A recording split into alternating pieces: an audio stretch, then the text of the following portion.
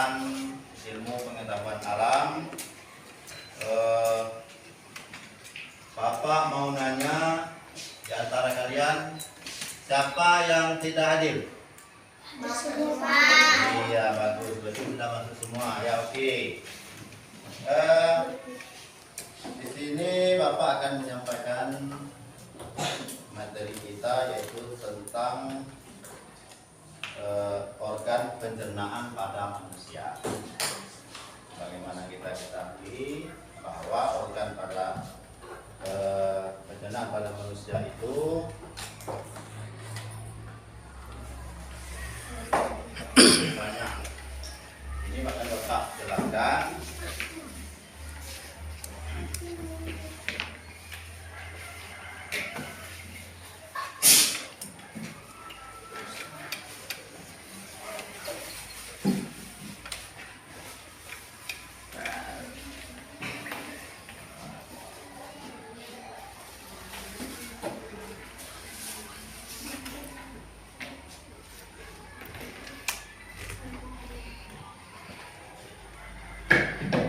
Nah, organ pada pencernaan dan fungsinya pada manusia itu yang pertama mulut.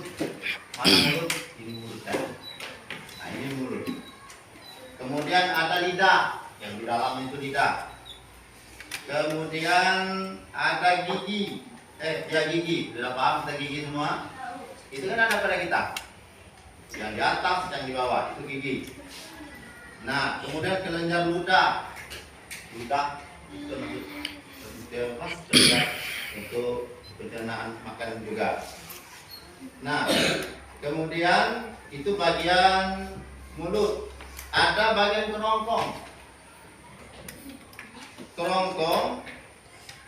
Kemudian ada lambung, ada usus halus, dan ada usus besar. Nah, ini ada gambar.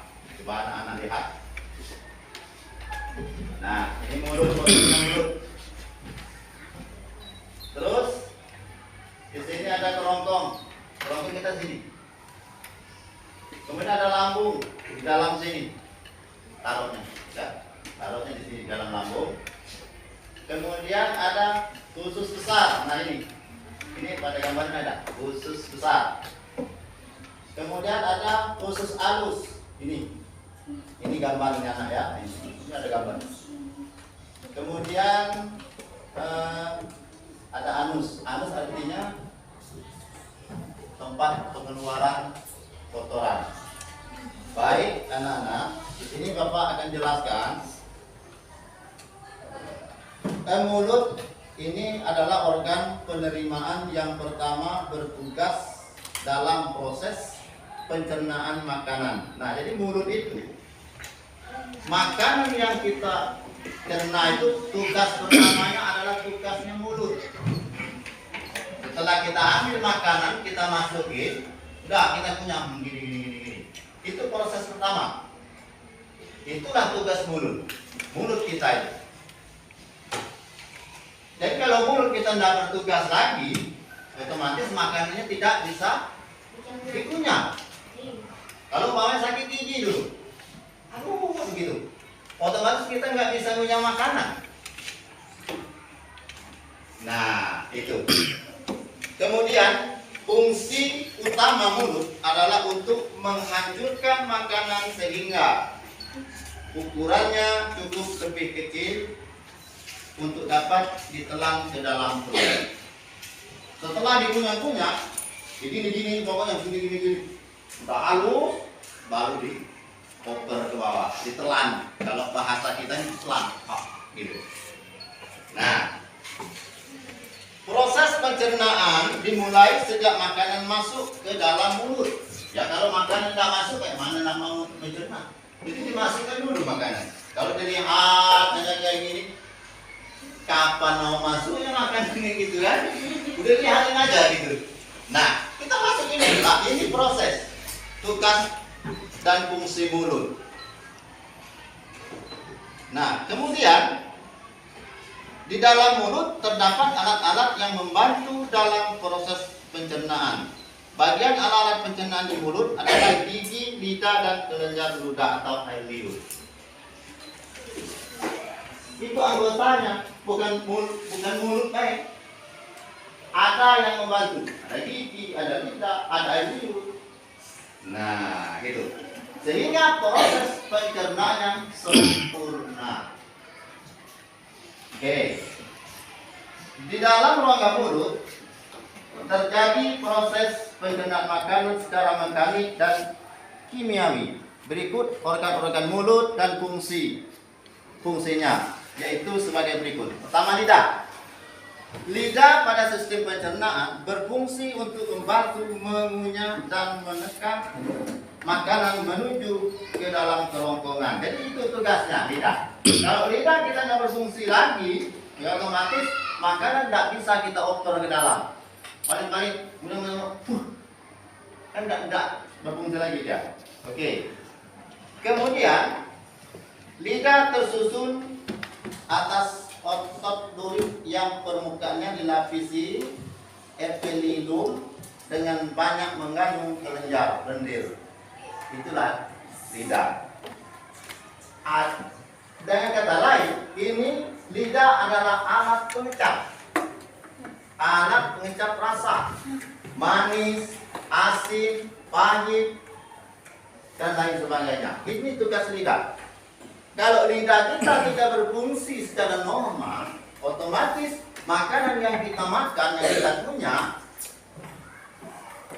seperti memakan tidak ada rasa. Kalau makanan tidak ada rasa, otomatis lambung tidak akan menerima. Kenapa? Nafsu makan sudah tidak ada. Ini fungsi lidah. Nah, itu salah satu. Ya, jadi kembali kita kepada sisi agamanya deh, anak-anak sekalian. Itulah nikmat dari Tuhan Yang Maha Esa yang patut kita syukuri. Nah, itu salah satu. Kemudian bagian mulut yang kedua itu gigi. Gigi berfungsi untuk menghaluskan makanan. Maka gigi dan lidah berfungsi sebagai pencernaan mekanik dalam mulut. Tulang gigi terbuat dari dentin yang tersusun dari kalsium karbonat. Gigi membantu enzim-enzim pencernaan makanan agar dapat dicerna dengan efisien dan tepat. Itu ceritanya. Gigi di atas, gigi bawah, semuanya berfungsi. Yang di atas menekan ke bawah, yang di bawah menekan ke atas. Contoh sudah Bapak sebut dari awal. Kalau gigi kita sakit, otomatis kita tidak bisa makan. Kan gitu. Aduh, kapan mau makan? Dikasih makan, aduh, ya gitu. Kalau orang kampung Bapak bilang, katanya gini, lebih baik saya sakit perut daripada sakit gigi. Loh, kok kenapa? Kalau sakit gigi, mau makan gimana? Mau minum obat, mau minum pil, nyeri. Udah dipaksain aja supaya masuk obat. Nah, gitu. Kemudian kelenjar ludah. Ini masih bagian mulut ya, belum ke kerongkongan tadi. Kelenjar ludah ini menghasilkan ludah atau cairan liur. Kalau dalam bahasa apa itu? Saliva. Ludah berfungsi untuk memudahkan penelangan makanan. Nah, jadi air ludah itu kalau kita pikir-pikir kan dikit, gitu. Tapi sangat berpengaruh sekali terhadap makanan yang kita makan. Coba kita makan. Setelah kita masukkan ke dalam mulut, langsung air liur tadi secara otomatis datang, membantu untuk melumatkan makanan-makanan yang kita makan. Nah, inilah IPA, ilmu pengetahuan alam.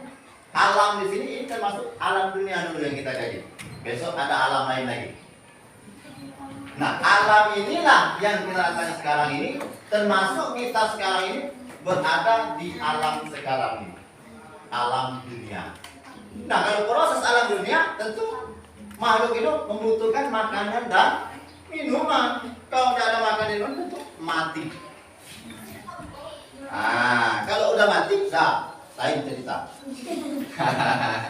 Udah dibungkusi dengan kain-kain putih, udah taruh di dalam tanah, di kubur. Paham lah itu adik-adik tuh. Ya, oke. Kemudian organ pencernaan yang berikutnya ini kerongkong. Ini kerongkong posisinya di sini kan? Coba lihat sini, ini kerongkong. Itu kerongkong salah satu bagian dari alat atau alat pencernaan organ pencernaan pada manusia. Oke. Fungsi kerongkongan adalah sebagai saluran untuk memindahkan makanan dari mulut ke lambung. Inilah tempat lewatnya makanan. Kalau kerongkongan sudah ditutup, ayo, mau kemana makanan kita? Tentu keluar kembali. Ini salah satu. Banyak lagi selain dari itu deh ya. Tenang. Itu nyambung seperti itu. Nyambung ke belakang itu. Kemudian tadi itu sudah sampai mana saya tadi? Nah, nih kerongkongan dapat melakukan peristaltik, yaitu gerakan meremas-remas untuk mendorong makanan sedikit demi sedikit ke dalam lambung. Nah, itu ya, itu tugas dan fungsinya. Kemudian makanan ada di dalam kerongkongan yang hanya sistem 6 detik, sekitar 6 detik. Bagian pangkal pada kerongkongan yang disebut dengan paring berotot lurik. Otot lurik pada kerongkongan yang bekerja secara sadar menurut kehendak kita dalam proses menelan. Jadi kerongkongan tadi merupakan jalur atau jalan lintas makanan untuk masuk ke dalam perut atau ke dalam lambung. Nah, itulah fungsi dan tugas kerongkong. Baik. Kemudian yang ketiga lambung. Nah, ini lambung. Fungsi lambung adalah sebagai penghasil pepsinogen. Pepsinogen adalah bentuk yang belum aktif dari pepsin. Enzim pepsin ini berfungsi dalam mengubah molekul protein menjadi potongan-potongan atau potongan protein atau pepton. Dinding pada lambung menghasilkan asam klorida atau HCl yang berfungsi untuk membunuh mikroorganisme dalam makanan, menciptakan suasana asam dalam lambung. Kalau lambung itu tempat pelampungannya. Setelah makan kita ambil makan, kan begitu? Kita makan ini. Semuanya sudah berfungsi dengan baik. Gigi sudah berfungsi, lidah sudah berfungsi, kemudian kerongkongan sudah berfungsi. Sudah pelan-pelan masuknya, pelan-pelan masuk, ditampung oleh satu alat yang bernama lambung. Nah, di dalam lambung inilah proses dimulai penggilingan. Karena digiling. Nah, setelah itu baru dioper ke semua tubuh. Yang terakhir pengeluarannya adalah kotoran. Ya, itu hasil dari gulungan atau mesin. Kalau di sini kan ada mesin padi kan. Header itu. Yang untuk kalau orang tani-tani itu kan udah masuk ke dalam tuh padi keluar jadi beras. Itulah yang enak. Pekerjaan lambung itu tugas utamanya itu. Kalau lambung kan ada sering orang bilang sakit apa nih dek? Sakit mah. Ini yang namanya sakit mah. Kalau sudah kena penyakit mah, lambungnya tidak berfungsi secara normal lagi, makan banyak, salah. makan dikit juga salah. Makannya harus tepat pada waktu. Jadi adik, pesan Bapak, gunakanlah sehatmu sebelum datang sakit. Kan gitu. Pesan agamanya gitu deh ya. So, IPA dengan agama ini ada kaitan. Agama tanpa IPA tidak akan jalan. Kalau IPA tanpa pelajaran agama juga tidak akan jalan juga dengan baik. Yang mengkaitkan isi alam dan organ tubuh manusia ini ada semua di dalam ajaran agama juga ada. Oke. Kemudian khusus halus. Tadi kan sudah Bapak jelas, sudah Bapak. Nah ini yang namanya khusus halus tadi ini. Nah ini ada yang harus ditaruhnya di dalam perut ini. Ah ini kan, ini nampak nih gambarnya ini ada. Nah itu khusus halus. Khusus halus terbagi di atas 3 bagian, itu khusus. Itu ada 3 fungsi. Disitulah proses juga makanan yang kita makan. Disimpan sedemikian rupa, akhirnya dikeluarkan, itu tinggal sampah. Coba kalau kita pagi-pagi bangun dari tidur tadi malam udah makan kenyang makan, besok mulai cari kamar kecil. Di situ pembuangan sampah. Sampah itu bukan lagi makanan. Makanan hari ini masuk. Yang keluar makanan yang makan tadi, yang kemarin, yang hari ini tetap masih di dalam, masih diproses, ditumpuk. Tentu yang paling pertama keluar duluan. Justru lagi yang kedua. Nah, itulah uniknya. Oke. Kemudian usus besar. Nah, usus besar ini adalah untuk mengaborsi air dan mineral, tempat pembentukan vitamin K dengan bentuk bakteri. Kemudian serta melakukan gerakan paratistik untuk mendorong tinja menuju anus. Nah, inilah tugas usus besar. Kalau usus besar ini tugasnya untuk mengeluarkan kotoran tadi, itu yang mendorong keluar.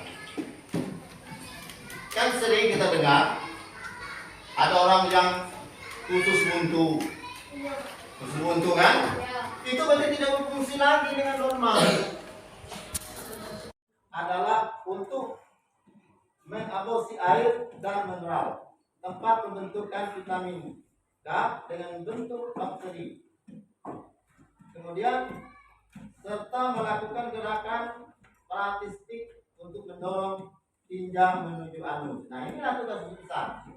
Kalau usus besar ini tugasnya untuk mengeluarkan kotoran tadi, itu yang mendorong keluar. Kan sering kita dengar ada orang yang usus buntu kan? Itu berarti tidak berfungsi lagi dengan normal.